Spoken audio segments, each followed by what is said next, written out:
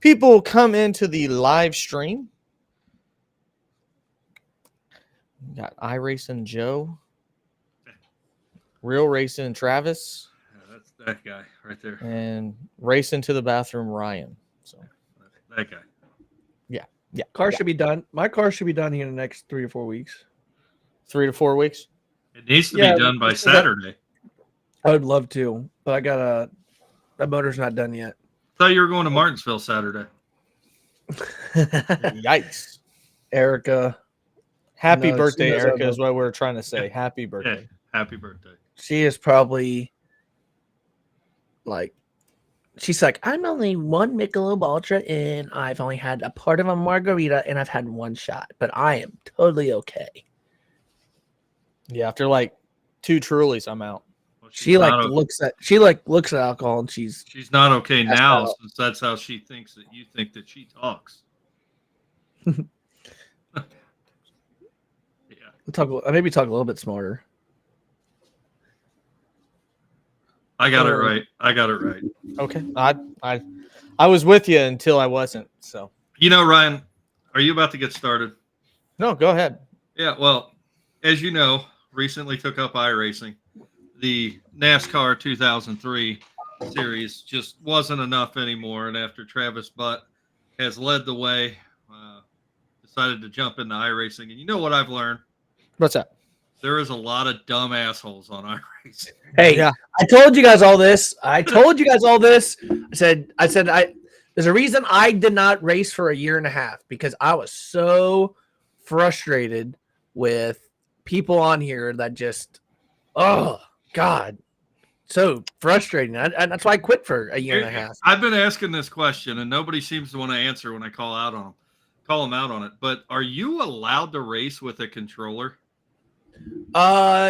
Yeah, technically, and you know immediately if you know someone with a control, you know immediately if they have a controller. I mean, it's just like yes, you know immediately.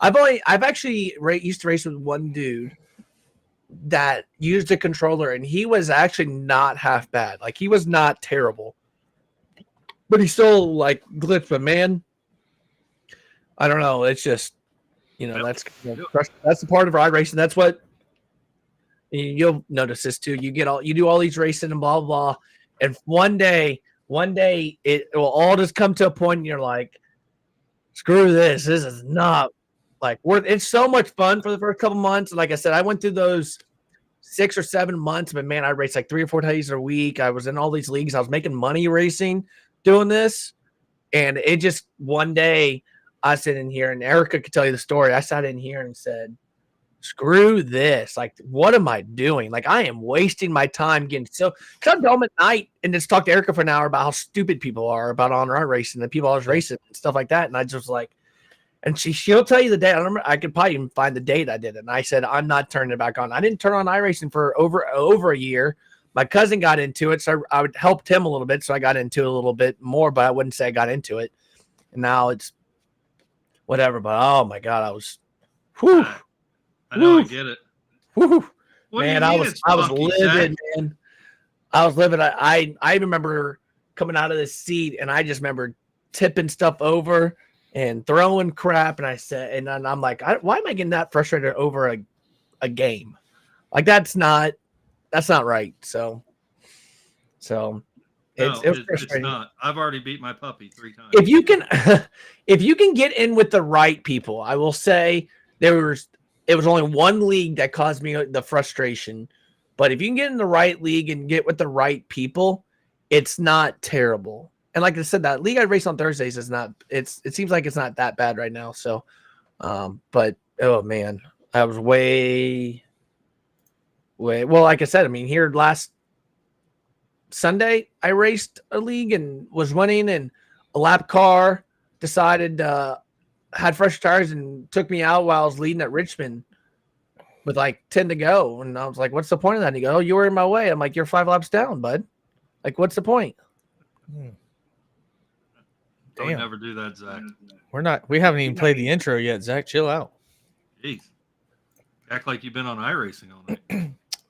Yeah, that is something that definitely happens, is that a guy that's like, well, I guess my race is ruined and I don't really give a damn about moving from rookie.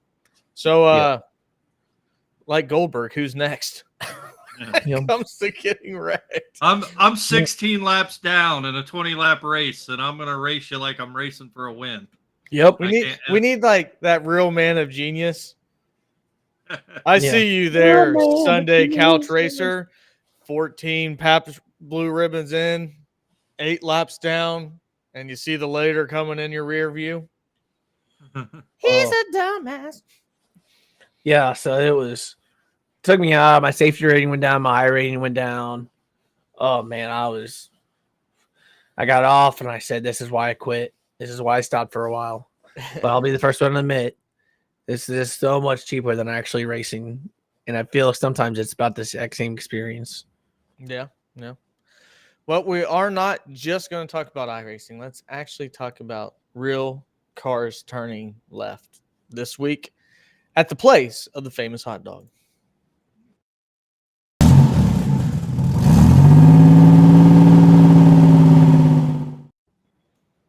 Welcome in, boys and girls. My name's Ryan Peters with Travis Butt and Joe Spillman. Travis just got in from hitting the links. Joe from hitting whatever was in his way after that iRacing debacle that just finished up. So, yeah, we have been blessed with the bipolar Mother Nature. I know, Travis, you just got done with the golf match where today and also was, about 60 earlier this morning. So how was that? Yeah, if you actually feel like right here, that's where my testicles are. It's about right. Oh. About where they're at. They're swiveled up all the way up there. But it was very cold, very rainy. I have not recovered yet. So it's I've always said I'm gonna coach golf. I want my kids to play in golf that I like weather-wise, and that was not weather I liked. So yeah, but yeah, they're hopefully they keep going down because they kind of hurt when they're up here. Yeah. Also want to wish Miss Erica a happy birthday because she needs a happy birthday more than she needs another April Fool's joke. Yeah, and I'll see you in Martinsville. Oops. Yeah, she was going to show you where you put a Martinsville hot dog.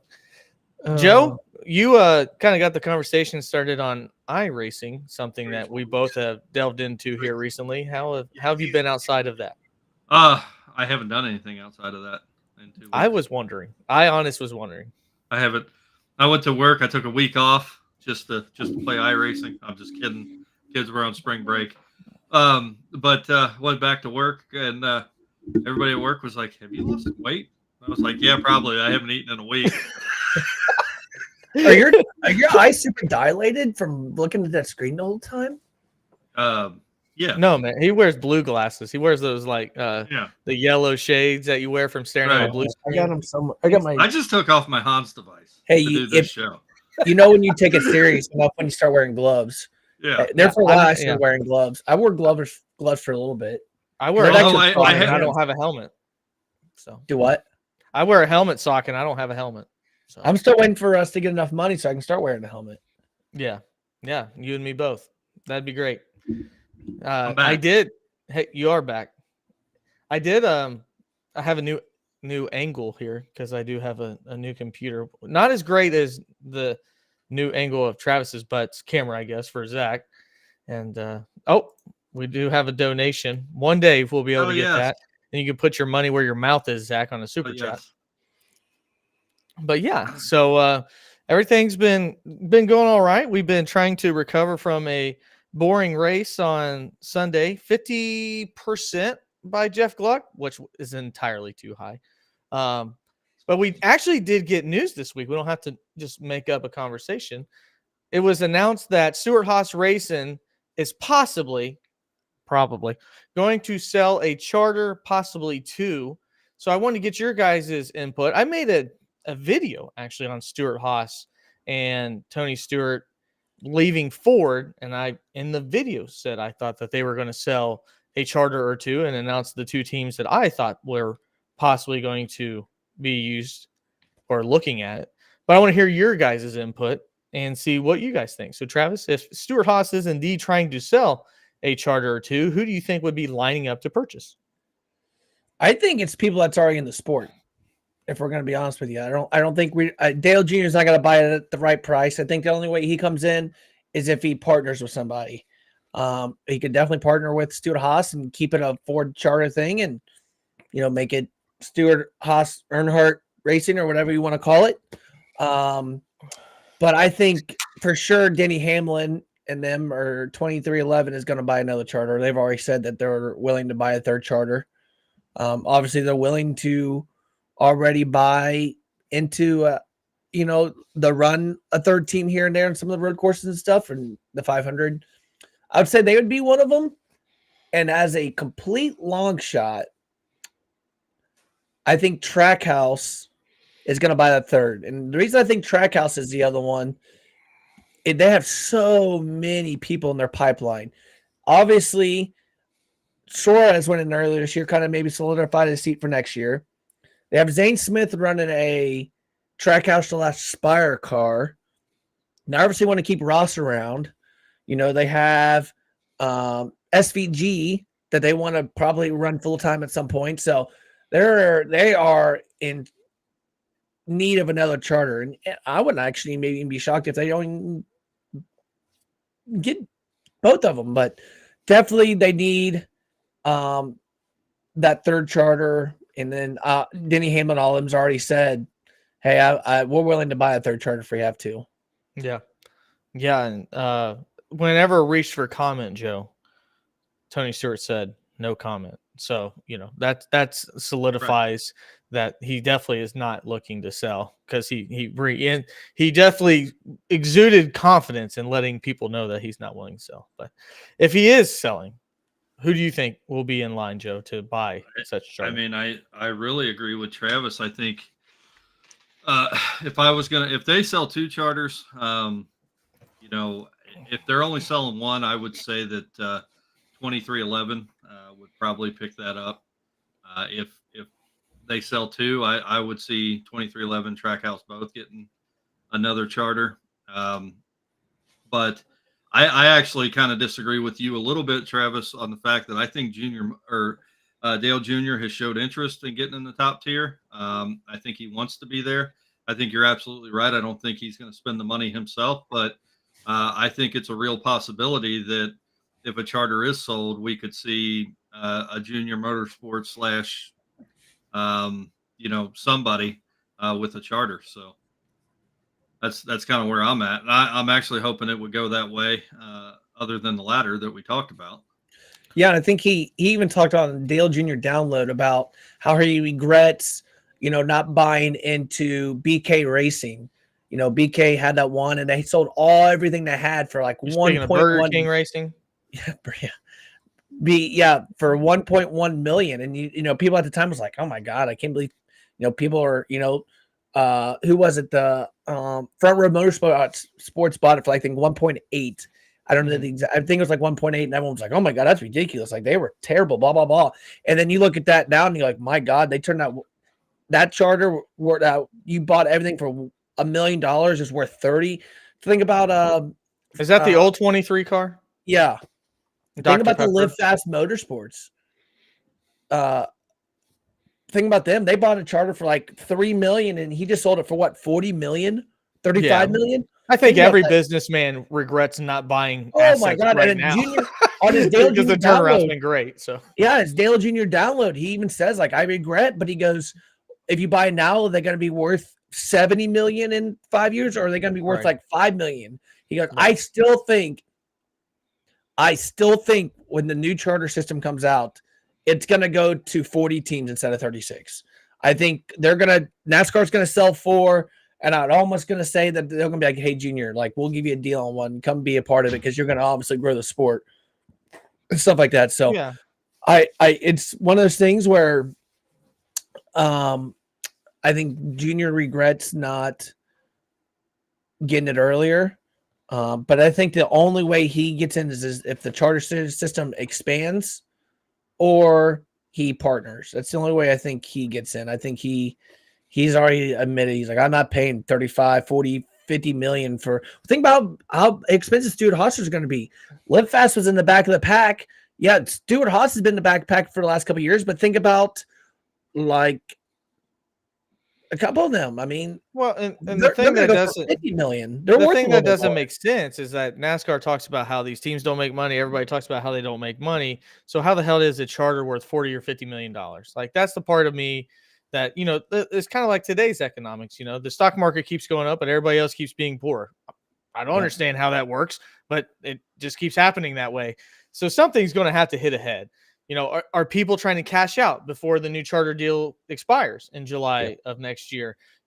That's the thing that is really curious because it just numerically it doesn't make sense. Like if Hendrick Motorsports can't make money, how the fucking Live Fast make money? Yeah, and that's like that doesn't make any sense to me.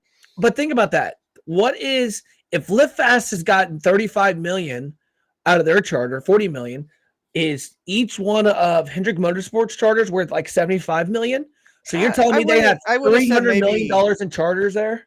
I wouldn't say now because they use OEM. And if you get the right engine, like if ECR is building your engine and all you have to do is supply the OEM parts that they need, then you're really a lot closer now than you were before. Now, if we were talking about the Gen 4 car, when everybody was doing their own fabricating, when everybody was doing their own things to make this car faster, then sure, I would think that that's probably a possibility, Travis. But I mean, we already saw Richmond, the worst car got 3 laps down. And that's ridiculous in today's racing that you can go an entire short track race and cars are only 3 laps down. So it's because they're all closer now more than ever. Yeah. And here's the thing, but like, think about Live Fast. Like, where did they finish in points the last 3 years? Like 32nd, 30th, and 35th per se. So whoever bought that charter, which was Spire, that cut of that money is not going to be as high as per se a Hendrick Motorsports charter because they've been higher in points. So obviously they get a higher cut based off their position over the last 3 years because that's how they sum up everything. So that's why, like, in my head, I'm like, okay, like think about Kyle Larson's charter for the last 3 years. He got a first, and this is only owners. So he got a first in owners, he got a fourth in owners, and he got a second in owners, right? So his points position over the last 3 years has been high. So that charter is probably, per se, one of the highest market thing. I mean, how much is that one worth? It's just crazy to me. Like you said, if you made a great point. It's like if the charter deal's over, what's going to happen? All these people are going to sit there because we have a stock market crash. Yeah, and all these people got the charters for free. So think about all the people that have like Kendricks and Stuart Haas. They got all these charters for free at the very beginning of all this deal. So you made a point about Spire and / Trackhouse if they were to get a third car. My question to you, Joe: 2311 gets a third car. Who drives it? Who? I don't know. Is Kurt Busch ready to come back? I think Kurt Busch is living the life, man. He literally is in Florida one day, Chicago Cubs the next day. I think Kurt Busch is living the life in the front office. Man, I don't know. That is a great question. Carl Edwards is driving at North Wilkesboro. Oh my God! Stop. Say who you're gonna. What are we doing, Joe? This is an educated question. This is like Brad Stevens going to IU. Stop. No, not happening. Oh my God, the coffin's closed. Who was I going to say, Travis? I know who you're going to say. Say it. I don't know. I really don't. I got 2 drivers. I got 2. Denny. You think Denny? Hell yeah. He's ready. Yeah. You think he's going to drive? He didn't want to go to 2311 there for a while because he said he didn't know if the equipment was going to be as good as what he had. Obviously, you look at it now, the equipment is probably equal to what he has. I think he's going to drive for his own team. I really do. I think if they buy that was the worst decision he's ever made. Well, I think look at this way. He could pull. FedEx is on only a year-to-year contract now. He's pulling in different sponsors, right? I really think he is going to leave in his last couple of years. He's going to go drive for himself. That's possible. That's not who I was thinking. Who you got? Who you got? I think right now, based upon what we've seen, Chandler Smith would probably be pretty close to first in line because of what he's doing currently in Xfinity, what he's already done in truck. So I think, moving back over, I think has been really, really good for him. And my dark horse, if I could have one, and this is wishful thinking, is that Kyle Busch would leave RCR and for 2 years, man, just go back to Toyota. It'd be the cheapest he ever ran, and it automatically would put him back with Toyota. I don't think that that'll happen, but I think Denny Hamlin racing for his own team would be a higher likelihood. But that totally changes if he wins a championship this year, and he's one of the best drivers in the sport. It's Joe Gibbs Racing and Hendrick Motorsports right now, 1A, 1B. I don't know how you leave that. If you're wanting to win a championship, and that's the only thing that he doesn't have in his trophy case, I don't know why you go to 2311. That's just how I think. But I agree that I think he could go race for his own team. But to me, to pull in his own sponsorship when he's already got Michael Jordan to help do that with 2 other cars, for him to then try to do that for himself, to then try to pull that from Joe Gibbs Racing and still never, I just don't think 2311 is ever going to be as good as Joe Gibbs Racing. I just don't know why Denny would do that at this point in his career. He's 40 years old, right? 41, I think. Yeah, he's the oldest driver. I think he's the oldest driver in the sport. It's him Truex and 43. Okay, I was going to say it's him and Truex that are the 2 oldest. So, yeah, I mean, it's definitely possible. But at 41 years old, your shelf life's 2 years? So 2-3 years at most. Yeah. I don't know. It's just interesting because you look at I still don't fully understand how it works from a team standpoint. Because in my opinion, Joe Gibbs has 6 cars out there. I mean, let's just be honest with you. They worked out the same shop. They did this and that. I mean, if we're gonna be honest with you, so I don't know. I just would not be shocked. And like you make a great point too. It's like, who does Gibbs have in line? Right? Like you said, Not Sheldon Creed right now. His stock's down. Yeah. I mean, you look at that, you look at Chandler Smith, but do you look at like a Corey Heim? I think in a few years, yes, absolutely. I think Corey Heim and Chandler Smith are probably in line to take Martin Truex's spot because Martin Truex every single year has been, are you going to retire, Martin? I don't know. So, I mean, I think one of them will take that spot, but I think there will be a legit fight on who gets it.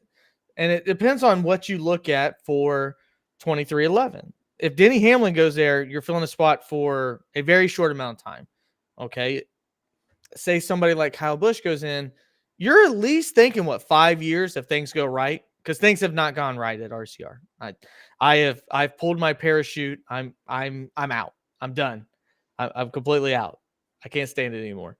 When Austin Dillon has to complain about how fucking terrible the strategy is, excuse my French, I'm out because I don't think Austin Dillon's that bad. I think RCR is that bad. Austin Dillon's never been this terrible. Statistically, has never been this terrible.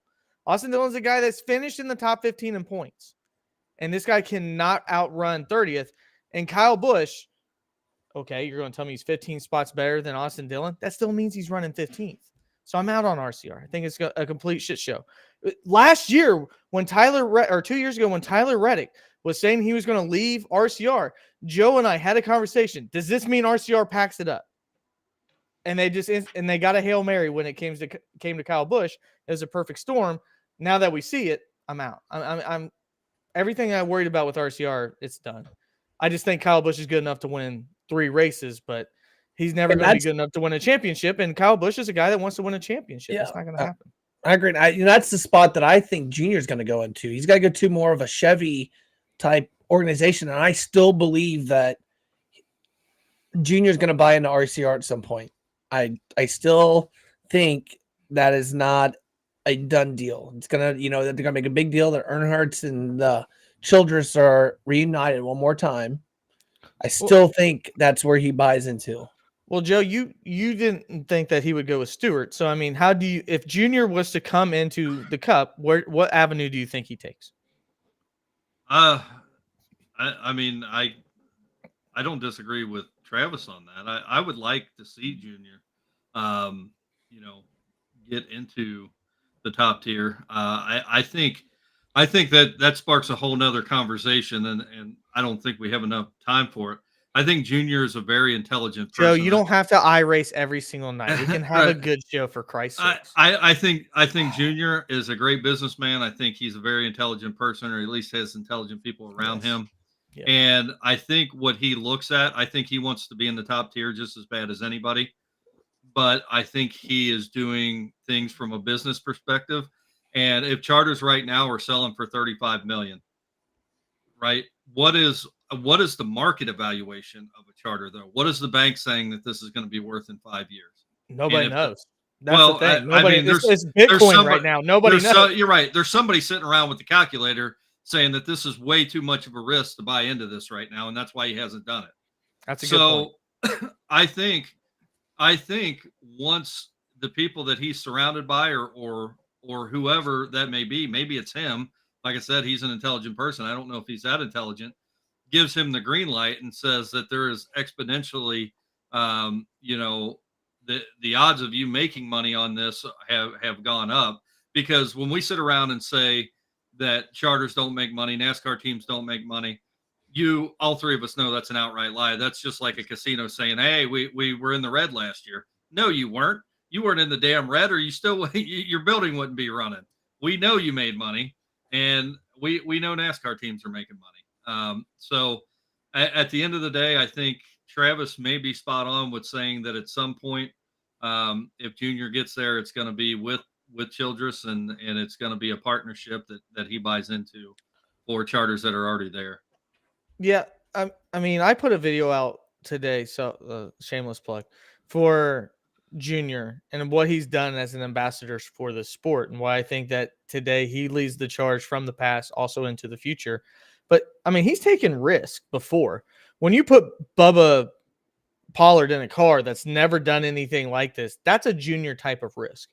Carson Quapple, that's going to be in this running this week. That's a type of risk that nobody else is really willing to take outside of Trackhouse. Trackhouse has been taking these swings, and they hit a home run when it comes to SVG right now. But I just feel like I just don't know if he has enough overhead, especially with somebody like Richard Childress, that he would just be like, yeah, I know you want to keep Austin and Ty around, but but on the other side of it, Joe, you talk about the business side.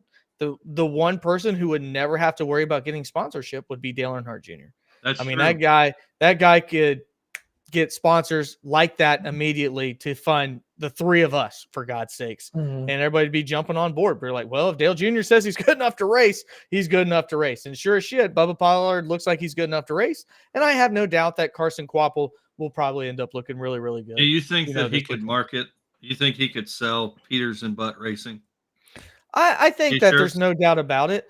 I mean, if Extends was on a car before, if Viagra was on a car before, I'm not sure why we couldn't get Trojan or something like that, to be on it. We might have a colorful flag like Ally did, for their car last year at Sonoma. Oddly enough, only at Sonoma. You take that for what it's worth. So, yeah, I think for sure. Yeah. Neat. Well, let's move on to the next topic, because this might actually take up the whole entire show too. NASCAR came out and said that,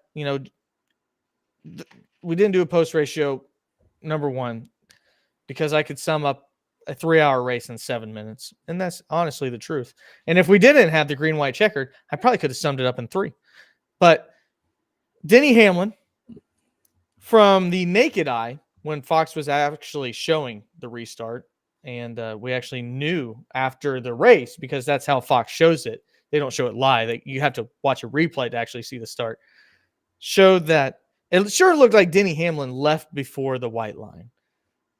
It became a topic, and NASCAR and Elton Sawyer actually said, yeah, he did. Yeah, he did.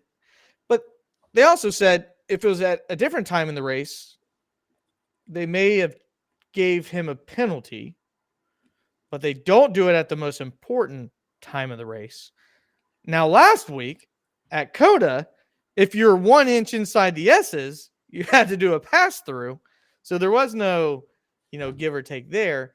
So I'm asking you guys the question for people that, damn, Baja, man, who let the dogs out? I'm asking you guys the question. Number one, do you think Bubba should have been stripped of the win? And then number two, is this just go ahead with what it was a really, really, really bad day for the NASCAR governing body when it came to its ruling? How do you look at this? And Travis, I'll let you lead it off. Well, I think you look back at Coda. Think about if SVG would have won that race in the Xfinity Series. Yeah, they only won, yeah. And then post race, he came into the pits, and they go, "Oh, you got a 30-second penalty. You actually finished 28th or 22nd, or wherever he finished." If we would have won that race, would he have been penalized? Yeah, I think Joe looks like he said so, but yeah, Joe gets. No, I mean, would he been? Joe gets really mad when we start talking about. I know, but I mean, you got to look at it that way. Like, if he wins that race, does he actually get penalized? I don't know. I mean, did anyone see that he cut the course? I mean, Denny Hamlin said he saw it live, but me watching that, I didn't really see anything. But the only one I saw cut the course was Chase Elliott. Yeah, but you got to look at it that way.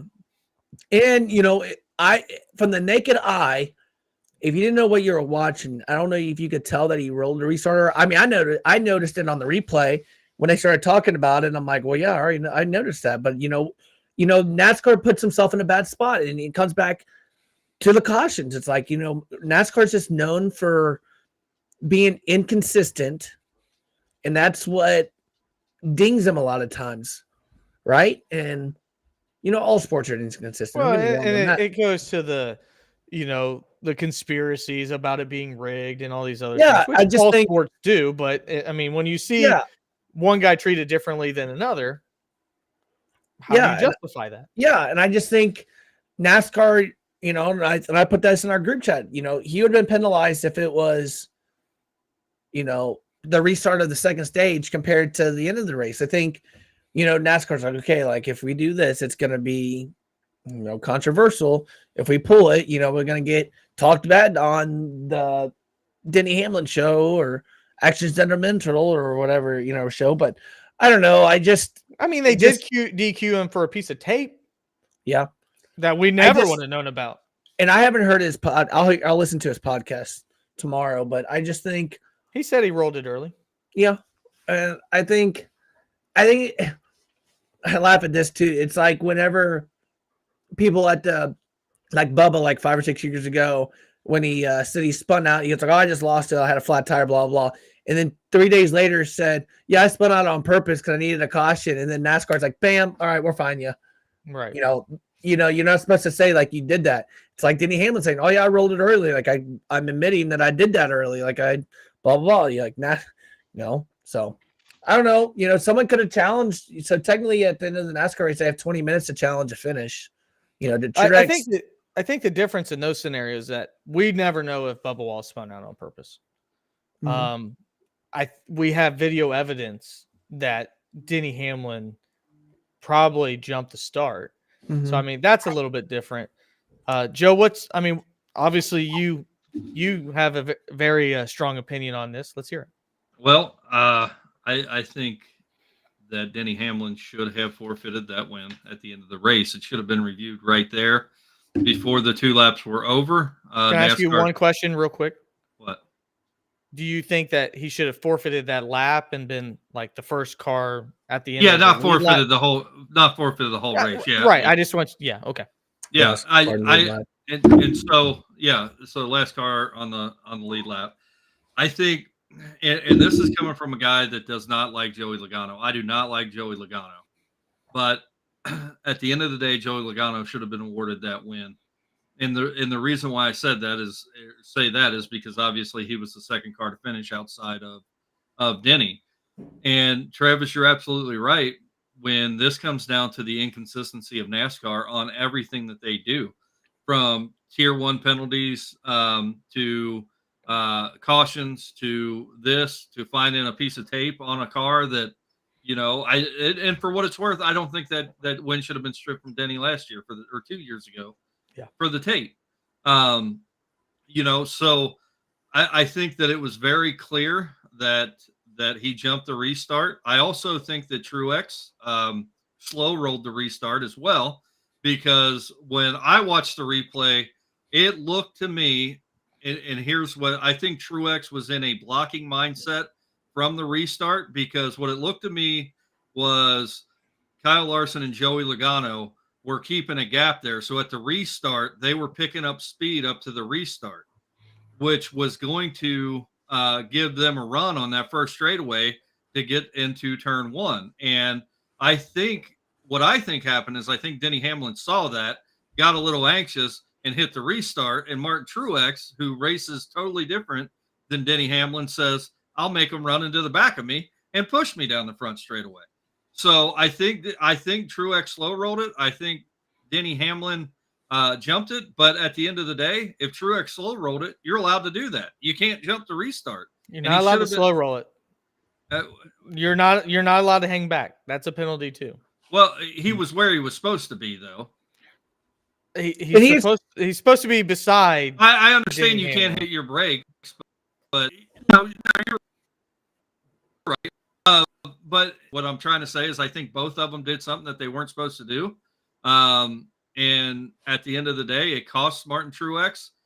Denny Hamlin ended up coming out of that, pulling an Easter rabbit out of his hat, like you said in your video. And, it is what it is. But at the end of the day, I think NASCAR should have enforced their rules and should have penalized him. And having said that, when you talk about evidence like Bubba spinning his tires to get a caution, it'd been awful hard.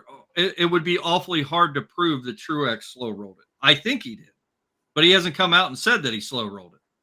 And he won't, right? And Denny Hamlin, you knew as soon as you saw the replay that he jumped the start, and then on Tuesday he admits it. So, yeah.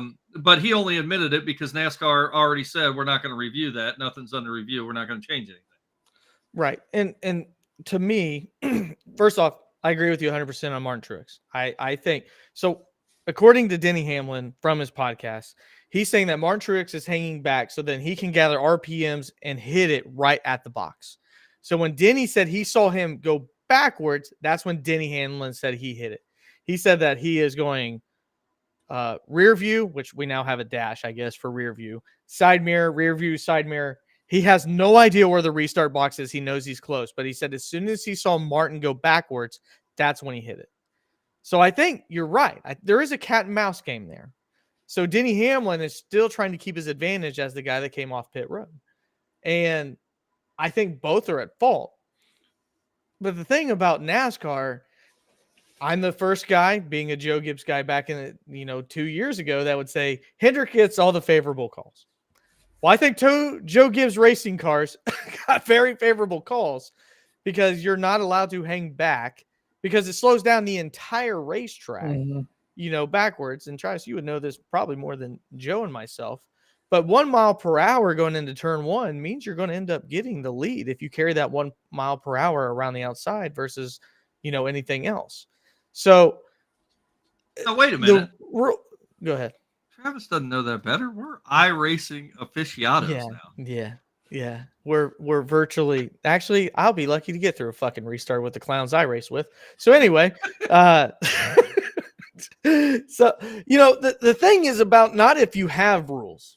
And that's the thing about NASCAR. It's not about if you have rules. It's if you enforce them equally among everybody else. Okay. So if Ryan Preece jumps the restart, is Ryan Preece given the same grace versus the two biggest teams in motorsports? And I feel exactly the same way. And that's the problem, because if you're a fan and 77% of the NASCAR people that watch Full Throttle, and you're now forced to watch a race that was horribly officiated from one week versus the next, and you go, well, I'm being told that is illegal, and then they don't call it. I think on Door Bumper Clear, Joe, they said, well, if a guy has his toe on the line, it's a 2. We don't say that it's a 3 just because this time it's a 3. It's a 2. So if he jumps before he gets to the line, then it's a penalty. So Why do we police this? And Josh Wise like, well, they're giving grace. Giving grace on what? We're not giving grace on lug nuts that don't fall off back in the day. Oh, well, they had a loose lug nut. Fucker didn't fall off. We got one lug nut now, and tires fall off all the time. So what are we giving grace on? Do you guys give grace on your OEM parts before you take your $250,000 fine when people do those things? It's just, there's no consistency. And that's the thing about NASCAR that we've been saying for a long, long time. It almost seems like there's WWE rules at play. Sometimes we get a special guest referee when it comes to whether it's a caution or not. I just, things like that when we try to take this sport seriously, I don't think NASCAR takes itself seriously. Yeah, and I think that's why, we look at, why is there not as many fans as back in the 90s and stuff like that. I think there's less rules. I think there's less like gray areas. I think, the rules are rules. And, if you overdid a rule, it's like, okay, like, no, that's slap on the hand.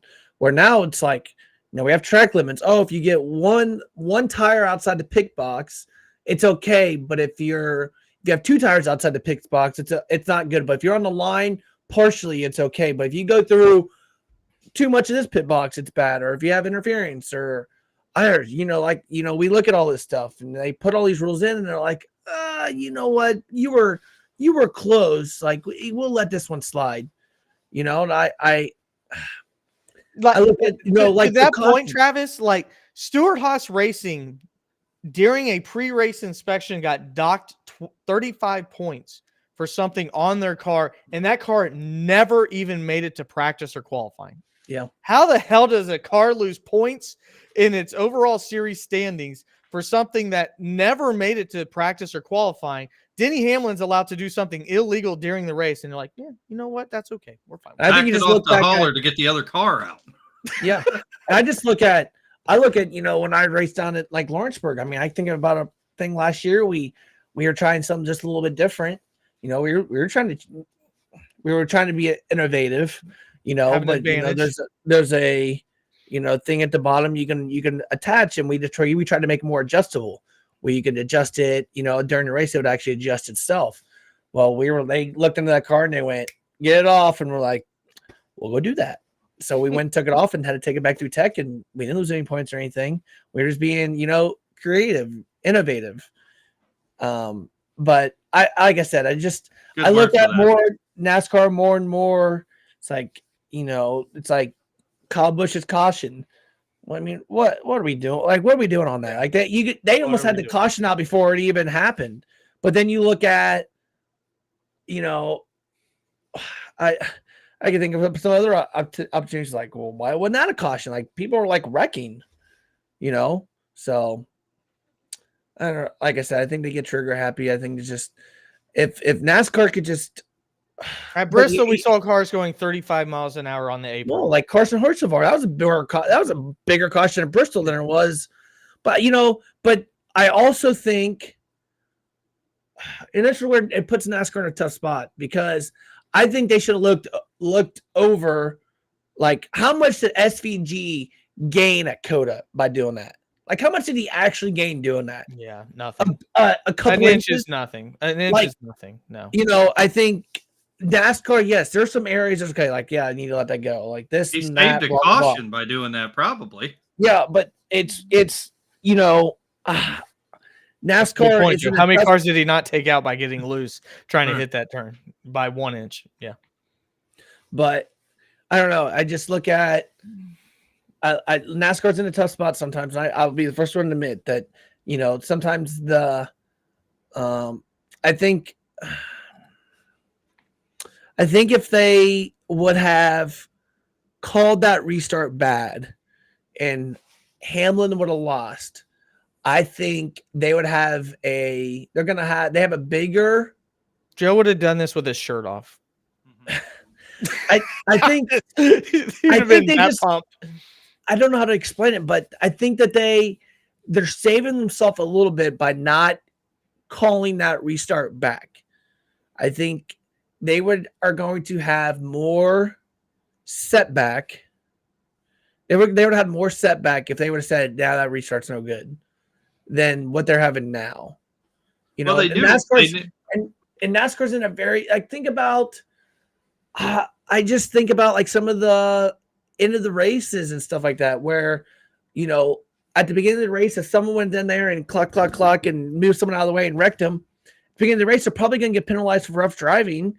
Where at the end of the race, how many times do we see people like Martinsville and place like that? People just blow through people, and they're like, like that's good. It's a big deal. The only person I've ever seen penalized for anything recently was Josh Williams getting black flagged for debris. Outside of that, I can't remember the last time somebody was taken off the track or penalized for wrecking somebody.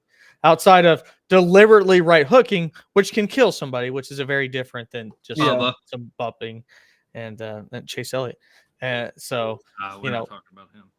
But NASCAR just puts themselves in precarious positions, and because they're not consistent. If I'm sitting there, go ahead. What's the proper way to score that though? Because in my opinion, you know, could they immediately black flagged that restart, sent Denny to the back of the line, and restarted that race again because they knew it as soon as he did it? Yes, absolutely. It wouldn't have been restarted. It would have just been like, you know, black flag, then Logano. But here's the thing, though. Logano could have easily, they have 20 minutes to go protest a finish. Logano could have gone to an NASCAR official and says, hey, I'm protesting this finish because I think the 11 jumped the restart. And they could have done a whole review process about how, what about the finish and stuff. You can protest a finish. That's kind of hard to do though. After, I mean, what's the point in doing that? That's just like protesting anything. As soon as the race was over, NASCAR immediately said, this isn't under review. We're not going to review this. They'd already made their decision. Right. They drew their line in the sand. You're exactly right, Joe. I agree with that, but they could say like, hey, I think you, I'm a firm believer that NASCAR did not watch that restart.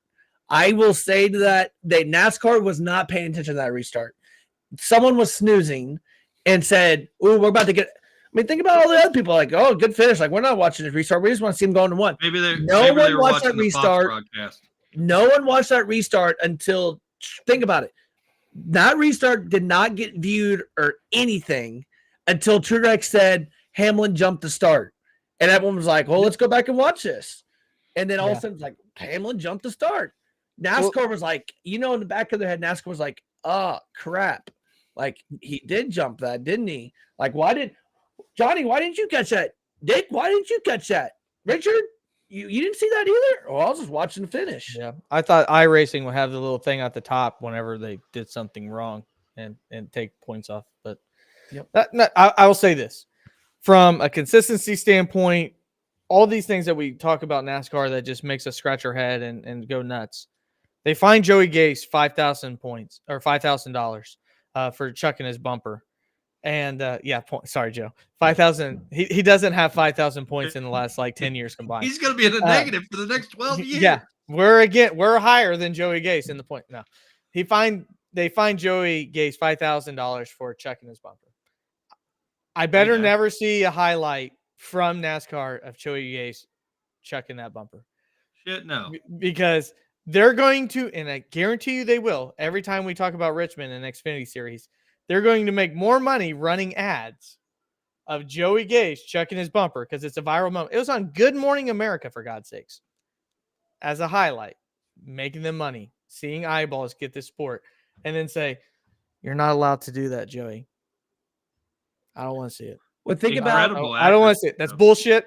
You can't find somebody and then make the revenue off of it. That's the whole thing that we talked about NIL, and I'm not opening that can of worms, but you cannot make money off it. Joe knows you can't make money off illegal hits from the NFL when that's the only thing they used to show were the hits that fucking decapitated people. I better not see it. So we're 49 minutes in. Let's go ahead. Let's jump into our game. Rolling off the grid.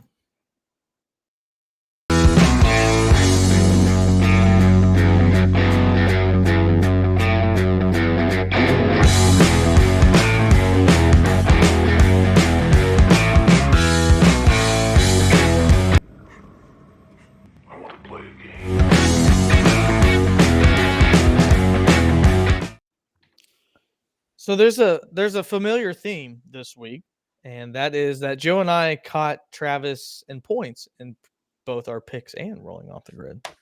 So we're not there yet. We're not there yet, but we're getting closer. We're getting closer. And 10 points in this game is nothing. I mean, it's just nothing. I was So- wrong on my Kyle Larson pick. You're close. You're close. You were close. So Travis, we will start with you.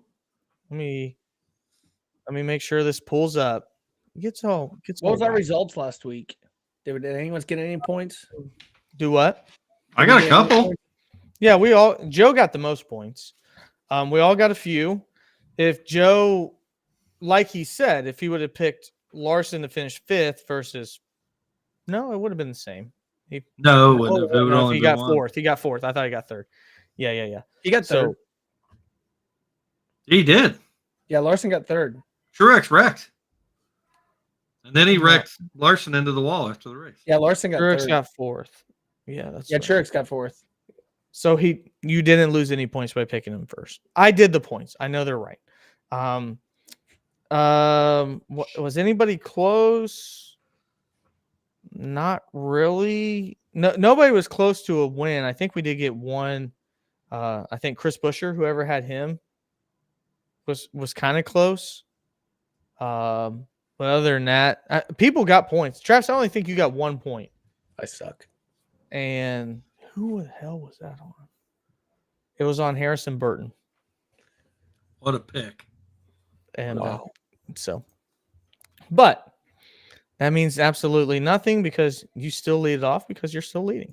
Okay. So because Joe got the most points, I guess he gets to be in the middle of the wheel. So That's ridiculous.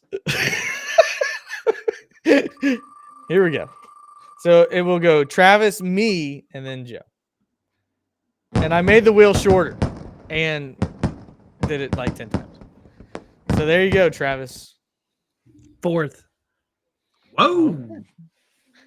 I'm noticing something with your picks this week, and I'm not sure I completely agree, but that's okay. We'll To see. me? Yeah. All right, so I'm up next.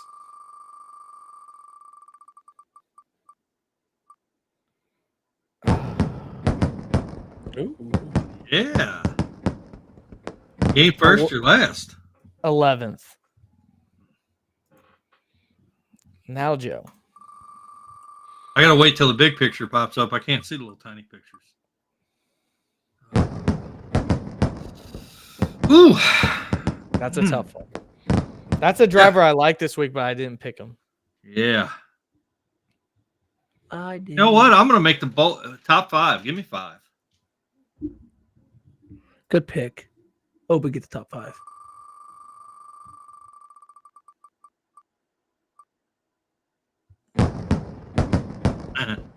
Uh,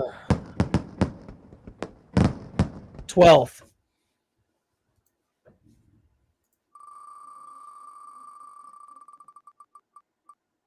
Why? Dude, I get this guy so much. Yeah. 15th. Ooh, we picked 2 guys outside the top 10. Ugh.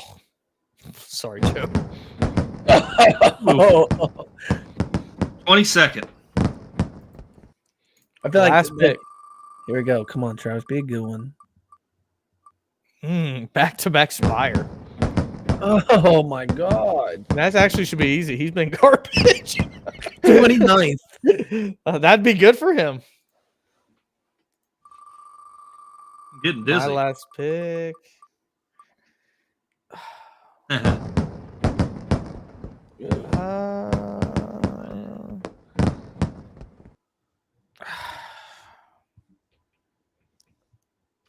19th. Gross. Man, we've had a lot of picks outside the top 10, if we're gonna be honest. Ooh.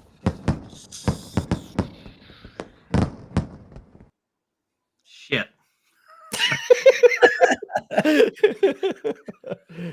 Ah, damn. What did he finish this week? He finished like top 5. he finished 6th or 7th. Or, Yeah. yeah. Hold on, I'll tell you. I'll give you a hint. Last fall he was awful there until the last stage, and he finished like 8th. Yeah. He finished like top 10 in there, and he hasn't won in the next gen car there.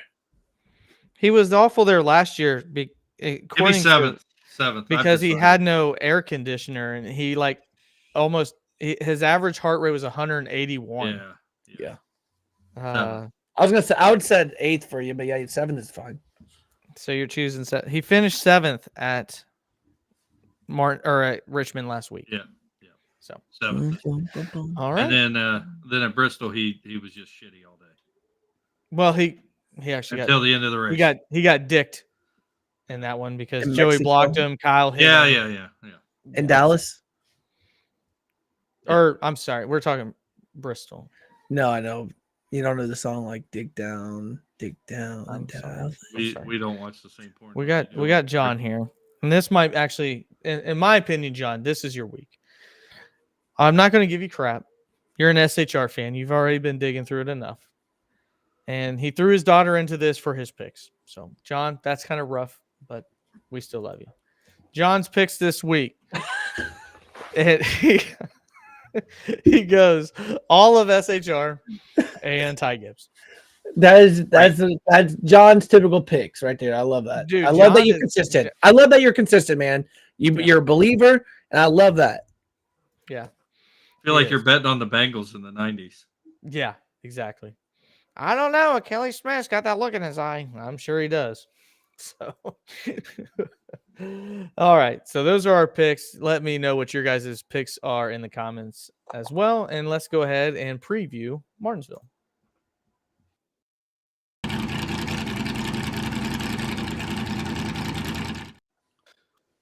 So I guess I'll just get this off my chest. I think Martinsville is going to suck. It's a short track. That's been terrible under the next gen car. I don't think anything's going to change. The only thing that I think will possibly happen is I feel like Chevys are behind right now when it comes to the short tracks. Haven't seen a lot of speed from both Phoenix. Haven't seen a lot of speed from Richmond. Yeah, they finished higher. I think that was more of a strategy versus overall speed. Kyle Larson's consistently been better on both of those than anybody else. That's my overall view of it. I feel like we can do probably another 7-minute show. It's going to be cold this weekend. I think they said it's going to be like around 50 degrees and Lots of grip. Night might be in 30s for the truck, or excuse me, this Friday might be in the 30s for the truck race. So that's interesting. But hot dogs are going to be great though. Yeah. The $2 Martinsville hot dogs will be wonderful, which actually is a short on this show of a review. But Travis, what do you think you're looking forward to at Martinsville? I just, I'm looking forward to the day they add more horsepower, but I know we're not going to probably get that this year. I just think that, I think the passage is going to be tough. Track position is going to be key. Yeah, I think it's just going to be what a typical next gen race is going to be. I have seen last year in the fall there was a little bit of passing and stuff like that. So I don't know. I'm hopeful, and we'll see what happens. I think I was not very pleased with the short track package at Richmond, considering that Truex spent like 80 laps behind Briscoe and he couldn't get around him, and Briscoe was running like 20th. Yeah. So what are we gonna see? I don't know.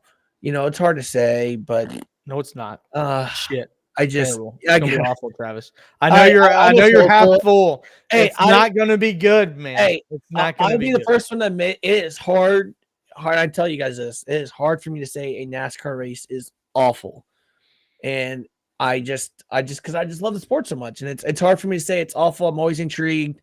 I can sit there and watch him go around in circles for an hour. But it's gonna be awful. Yeah, 8 hours. He's the opposite of Abe Lincoln. Abe Lincoln cannot tell a lie, and Travis Butt, when it comes to a short track, cannot tell the truth. Yeah, it's one of those things where I'm just gonna be hopeful. I'm gonna say I'm gonna put my lucky coin in my pocket. I'm gonna tie my shoe the right way, and hopefully it's Sit you on a know, rabbit's it's a good foot. race. That's like a non-functioning alcoholic saying, "Well, at least it ain't heroin." That's true. That is true.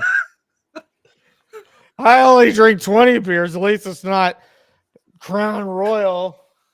Yeah, just beer, man. It's just beer. I don't remember hitting that kid. Yeah, So, Joe, what are you expecting? I think I have an idea. I'm expecting a great race next week at Texas Motor Speedway. There you go. That's even worse. I'm going to. No, It's Texas not. is It's last not. year. It's People not. don't know how to drive into 1 and 2. Texas has been better for the next gen than Martinsville has ever been. Yeah. That's the truth. We saw a car flip there a couple of years ago. That was freaking awesome. The wheels came off. I hate to be that guy, but that's the truth. I forgot who was in that wreck. I can't remember either, Joe. Now that you You said it. remember I don't Quinn? I don't remember. Are you talking about Quinn Hoff? No. Coming during into pit the road? All-Star race, I think. Well, the Coke 600 is when Busher flipped. No, Is it 2 next years year? ago. 2 years ago was at Texas, Yeah. and we 'Cause were they all did the- wondering they why did the the hell pit- is the next gen. They did the But pit Texas road was 02 drags. races. Yeah, Texas was 02 races, so they like, all right, you get the All-Star race. Which Yeah. is how I think they should qualify every week. Just dragging Right. off pit road. Yeah. It was pretty entertaining compared to what they did at North Wilkesboro. That's where I learned the next gen car had tire tethers, wheel tethers on it. No, that was you're getting mixed up. No, that I'm was the not. Coca-Cola 600 where It Chris was? Busher flipped in the grass. Yes, Yes. because Okay. they don't I have said grass; that. it's turf. Okay. Maybe it is. Shit. I've slept It's since okay. then. They're actually they look exactly the same when it comes to the quad oval, but nonetheless. So let's go ahead and look at your guys' picks. A very red theme, and if you guys are wondering, yes, I do update the cars per week. It takes a lot of time, but I still do it. So, John, I hope you're happy. I chose a Stewart Haas racing car outside my top 20. So there you go. But Travis, I'll let you go first. You got Martin Truex, Kyle Larson, William Byron, a very different looking Brad Keselowski, and maybe the best paint scheme all week, as you took an SHR car too. Actually, the hell we all did. What the hell were we doing? Yeah. So with the gold car for Josh Berry. yeah. So I had Joey Logano over Larson, but yeah, we What? can get that fixed. Oh yeah, look back at our text messages. It's okay. I'll forgive you. But it's okay. I'm a big Larson fan, so I'll take either. Son of a bitch. It's okay. Guess what? You're just like NASCAR. You're just inconsistent. It's okay. All okay. We all make mistakes. But no, I think I'm What?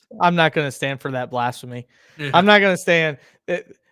When you're the creator of this show, you don't tell somebody you're as inconsistent as NASCAR. Anything else you'd like to say, Travis, before you get off?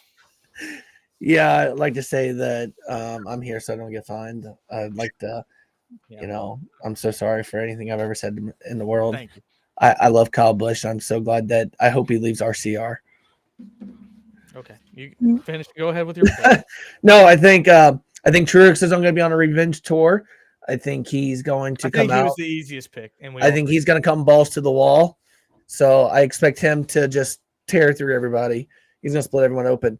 Joey's just been, I think, ever since Joey tested at North Wilkesboro, I think he's going to be somebody that's going to be a little bit better on the short tracks.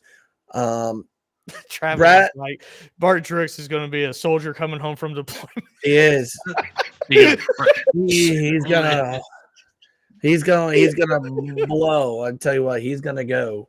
So Brad, I think Brad's is due for a decent top 5, top 10 run somewhere. God. I think it might, given he's not been that great on short tracks this year so far. I just think that he had a top 3 at Phoenix, but that was because of tire strategy.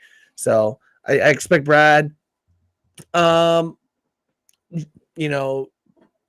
Byron, I think he's going to be consistent. I'm point tracing right here, guys. I just want some points. I need some top 10s just to build up my Well, lead. You mentioned that. Oh because- my God, you guys are Yeah. Woo! Yeah, look what Denny Hamlin did for us when Travis goes, man, our picks this week aren't very good. And Joe It rightfully screwed goes, all my actually, our picks. points are freaking awesome. It screwed me. 'Cause I think I had Truex and I had a bunch of stuff. That thing screwed me.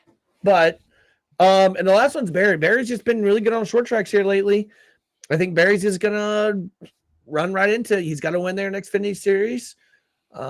He's a guy that's got the short track stuff down. So I expect The thing that I was impressed with, he carried a top 5 from last year in a Hendricks car to running really good.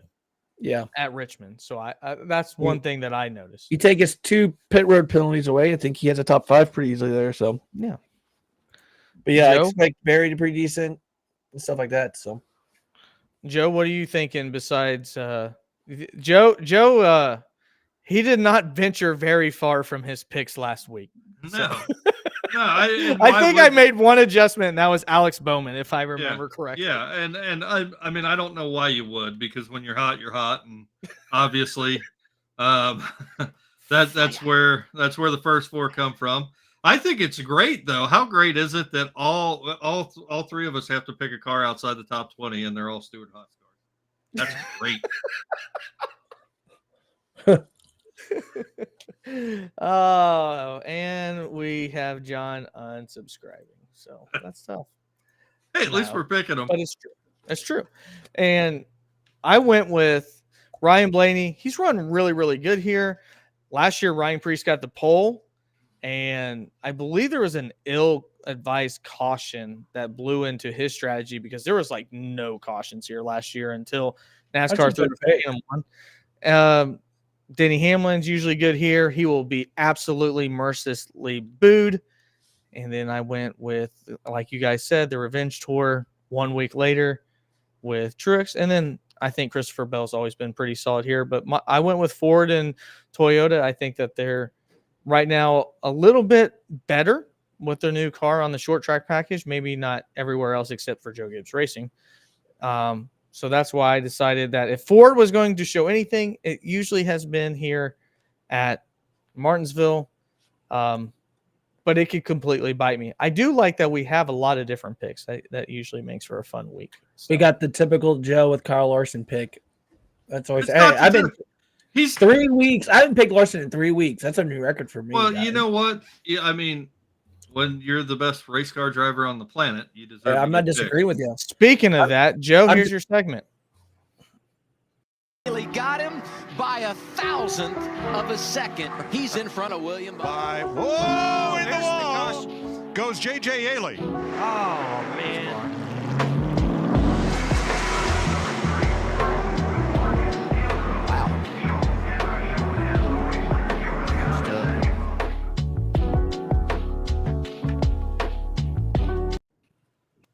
The best driver on the planet is where this week, Joe?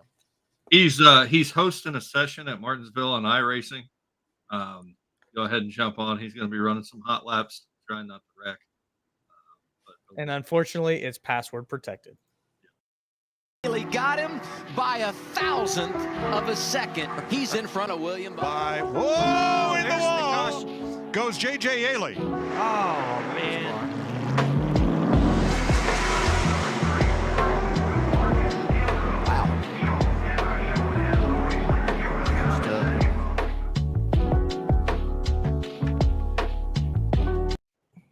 Well, gentlemen, that will do it for the weekly show. That's what happens when we actually have news. We run these a little bit long. So thank you, NASCAR World, for having some news. Thank you, Travis and Joe, for being here like usual. What you can look forward to, we'll have our bets where we stay hot in those. Check that out on Friday. Tomorrow, there will be a short where your guys' favorite driver talks about a wardrobe malfunction in his car. So look forward to that. That short will be out around noon. And then if you want to check out, I did a Let's Talk About a video on why I think Dale Jr. is the modern day NASCAR pioneer and what he has done to help both keep NASCAR involved in its past with things like North Wilkesboro, but also advance its future by being an ambassador of iRacing before it was ever really even that popular. So again, you can check us out on Facebook, Patreon, and Rumble. Travis, do you have any closing remarks? Get you mid Twizzler. Let's see here. I could use some more sponsors. I got a big bill coming out, so All right, Joe. Sorry I gave that time to Travis. Would you like to fill that time with more than and something, that's self right? Travis Butt Racing needs more sponsors. All right, boy. Oh, I do know one thing. I do. Travis's butt needs filled when it comes to his race car. So we will see you next week here on Stuck in the Catchments.